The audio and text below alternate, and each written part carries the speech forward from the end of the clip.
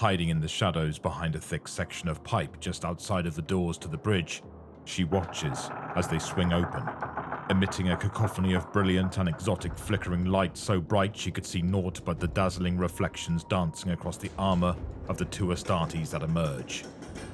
She readies herself for their approach as the doors swiftly shut behind them, one turning to a dimly lit control panel, instigating what must be a locking mechanism.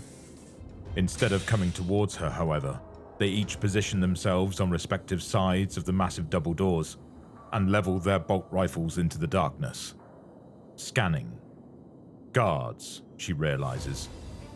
The others are fortifying themselves.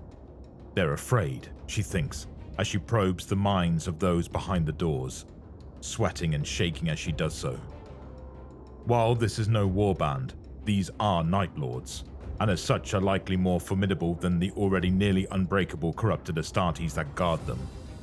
They are indeed armed and armored to the teeth, she can sense, and afraid. She can no longer feel any presence from the sorcerer, however. Once making herself known, he could have hidden himself, or worse, not knowing the full extent of his power. Regardless, now with no reason to be discreet, she redirects her focus to the guards, trembling and sweating even harder now, and steps out into the walkway. Immediately, the Astartes lock onto her and begin firing inhumanly fast, though their rocket-propelled slugs only stop dead and fall, cluttering to the ground like metallic raindrops in front of the energy shield she has created. With her eyes now emitting white light so intense it disturbs the Marines, the rapidity of their bolt of fire slowing, she begins to sing. As she walks towards them, their rifles both crash to the ground as each begins grasping and flailing at their heads, attempting to remove their helmets.